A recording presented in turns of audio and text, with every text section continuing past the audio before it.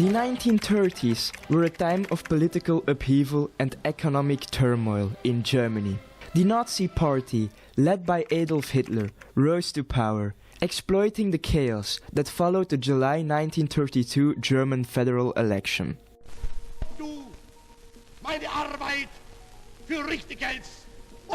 Hitler's ascent to power was marked by cunning political maneuvering, refusing to join a coalition government unless he was its leader.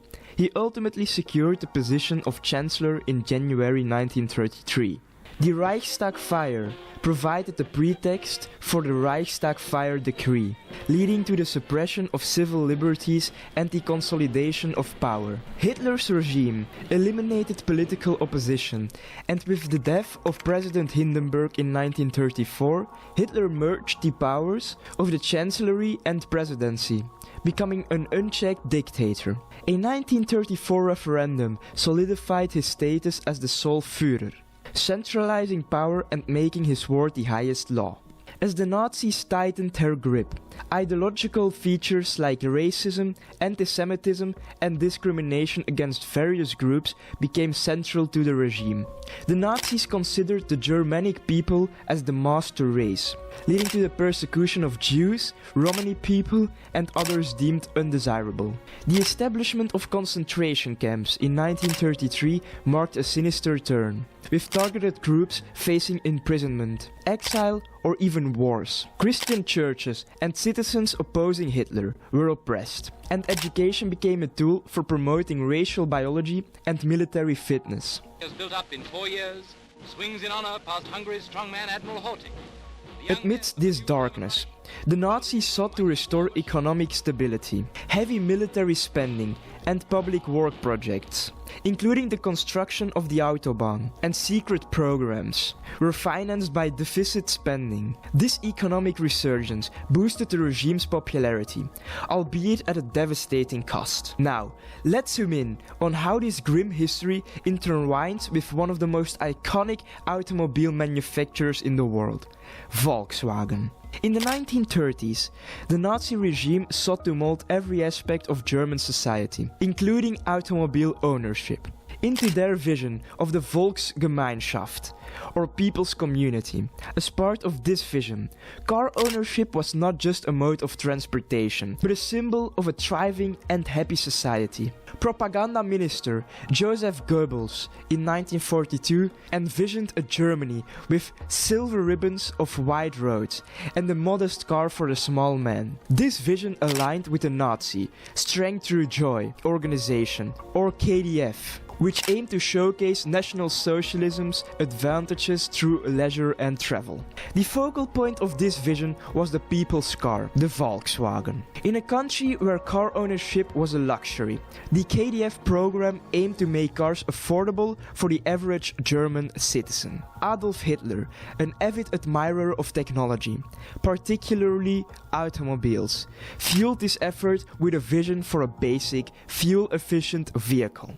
The renowned engineer Ferdinand Porsche took on the task of designing the people's car in 1934, based on a model he pioneered in 1931. On May 26, 1938, a groundbreaking ceremony was held, and the foundation stone for the Volkswagen works was laid. Hitler himself predicted that this car, initially known as the Kdf-wagen, would be a symbol of the National Socialist People's Community. The Volkswagen plant was envisioned to produce at least 1.5 million cars annually, becoming a massive complex known as the City of the Kdf-car. A better expose of Nazi ruthlessness, or more artful examples of fake pictures so cunningly introduced here and there. However, as World War II loomed, the plant shifted focus to military production, and civilian production of the Volkswagen Beetle came to a halt. The war effort posed a significant challenge for Volkswagen. The plant, initially designed for civilian vehicles, faced a shortage of both workforce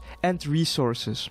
In response, Volkswagen turned to forced labor, becoming one of the first companies to exploit the labor of Soviet prisoners of war. The workforce at the city of the Kdf-car quickly became a mosaic of German employees, migrant workers, and an increasing number of forced laborers, including prisoners of war, concentration camp inmates, and Eastern workers. By April 1942, the first concentration camp, Arbeidsdorf, was established on the factory property. Forced laborers eventually accounted for around 60% of the workforce. The company actively sought out forced labor from the concentration camp system. An engineer from Volkswagen even traveled to Auschwitz, selecting 300 skilled metal workers from the transports of Hungarian Jews in 1944. This dark collaboration was further solidified when the facility officially became a subcamp of the Neuengamme concentration camp. In total, the Volkswagen plant contained 4 concentration camps and 8 forced labor camps. Civilian forced laborers, including over 4,800 Eastern workers, by May 1944, supplied the remaining workforce. These individuals, forcibly deported to address the Reich's labor shortage, endured deplorable conditions. One of the worst things committed at the Volkswagen works was the treatment of children born to Eastern workers who toiled at the complex. Some female civilian forced laborers arrived pregnant, while relationships among laborers led to more pregnancies. Before 1943, pregnant or incapacitated Eastern workers were sent back to their home countries. But as the war intensified, this strategy shifted. The German authorities, under Fritz Sauckel, established so-called nursery facilities for the children of foreign laborers, ostensibly created for childbirth and postnatal care. These facilities were, in reality, designed to ensure that pregnant laborers returned to work promptly. The fate of the children was tragically overlooked. Death rates in these establishments were shockingly high. Infants perished due to starvation, lack of medical care, and neglect. Volkswagen executives in February 1943 opened such facility on site, under the supervision of Dr. Hans Kerbel, the factory physician. The mortality rate at a similar home in the nearby town of Rügen was close to 100%. As the Allies closed in on the complex, some prisoners were evacuated, and the remaining prisoners left to seek justice in the nearby town. Order was restored when Allied troops occupied the area on April 15, 1945. The factory manager commanded a group of reserve soldiers before fleeing to Austria, transferring a substantial sum to his personal accounts. Him and Porsche were held by French authorities for 2 years, but were never tried and died free men.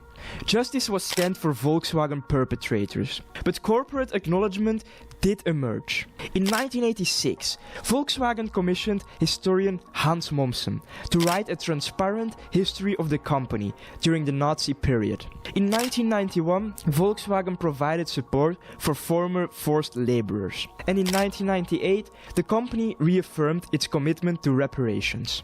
Volkswagen has been at the forefront of reparation efforts from German corporations. The company's transparency is evident, with a candid catalogue from its museum exhibit on its behavior during the Third Reich available on its website.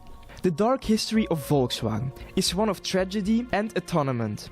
The steps taken by the company to acknowledge its past and compensate its victims are significant, reminding us of the need to remember and learn from the darkest corners of history. As we close the chapter on Volkswagen's dark history, it's impossible to overlook the transformation that has brought it to its current status as one of the world's largest car brands.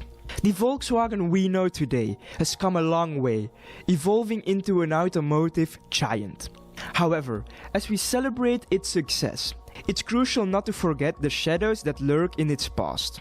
The company's acknowledgement of its historical misdeeds, its commitment to reparations, and the transparency it has shown in documenting its dark past are important steps toward accountability. In our collective journey through history, it's imperative to confront the uncomfortable truths, learn from them, and ensure they are never repeated. Volkswagen's story serves as a stark reminder that even in the brightest of successes, the shadows of the past should never be ignored. Thank you for watching this video. Please like if you enjoyed and don't forget to subscribe for more automotive and motorsport content coming your way. Until next time.